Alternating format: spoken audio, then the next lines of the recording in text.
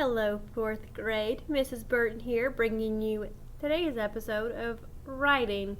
So, today I want to know, what's up with your story's narrator? What does he look like? What does she sound like? What's her attitude? What does he think about what's going on? How does she feel? How am I supposed to know all of these things about your narrator? Okay. So, remember last week we talked about personal narratives? They are stories about true events that happened in your life. It's a story about you, a personal narrative. Well, your personal narrative has to have a narrator. That's who tells the narrative. But there's some things that your reader needs to know about your narrator. Like, is it a boy or a girl? Your reader may not know you personally, and it's pretty important, depending on your story, that she knows some things about you. Like physical characteristics? Maybe, not always. The reader definitely needs to know what you sound like. The reader definitely needs to know what your opinion is or what your attitude is towards the situation, towards the story. So remember my amusement park story from last week? You know, when I started, and the first time I went to an amusement park, and I arrived in the parking lot, and then I went through the gate, and I was super excited, and I felt the hot sun, and I heard the yells of the kids, and I saw the roller coaster, and it was awesome. You know that my narrator's pretty excited, right? You can tell by my voice and by the words that I use, like awesome, that I'm excited to be there, right? My narrator is happy to be at the amusement park.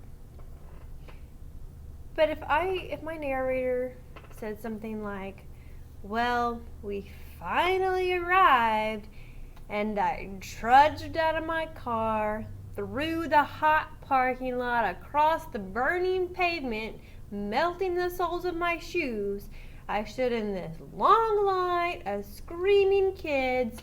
I thought we would never get in. And then when we got through the gate, the roller coaster wasn't even impressive. That narrator sounds totally different from the excited narrator, right?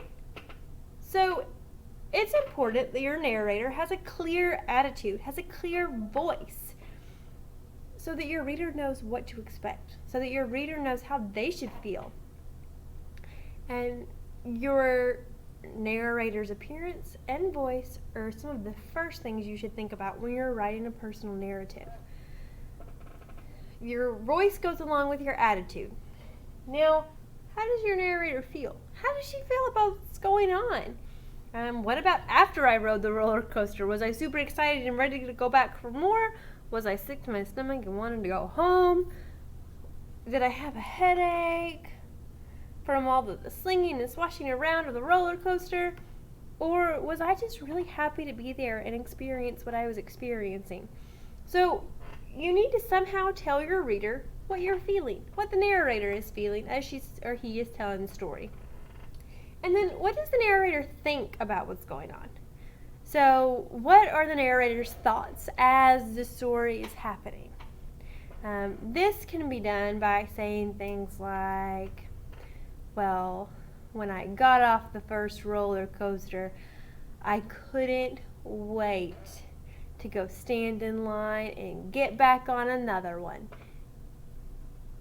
Well, what are you thinking in that moment? What is the narrator really thinking when they stepped off that roller coaster? Well, I'm thinking, the narrator, am thinking, man, I can't wait to do it again, right? So, how, though, do you tell your reader these things? How do I make sure the reader knows how the narrator feels, what the narrator thinks, what the narrator looks like? You use details. Just like you're telling a story about your day at school when you go home, you tell all the details of the things that happened in that event. You tell all the details about what you were feeling and what you were thinking and what you were doing and why you didn't do certain things and why you did do certain things. The more details you add, the more your readers are going to know about your narrator, about you. But they don't even have to meet you. So the purpose of giving your narrator a voice is so that your reader can feel like they know you without ever having to meet you. So, as you think about what you want the narrator of your story to be, make sure you're thinking about what is his appearance, what is her voice going to sound like, what is her attitude going to be towards the situation, what is she going to be feeling, what is she going to be thinking, how is she going to respond to the other characters? Because your characters are going to interact sometime in this story, but you have to think about what your narrator's response is going to be based on her character traits. And I know you learned about character traits in 3rd grade. We're going to talk about it a lot in 4th grade too. But think about what character traits you want your narrator to have. Do you want her to be happy through the whole story? Do you want him to be sad through the story? Do you want him to be frustrated? Or do you want him to be excited? What emotions do you want him to have throughout the whole story? So, be thinking about, and you're going to practice this in a minute, what's up with your narrator?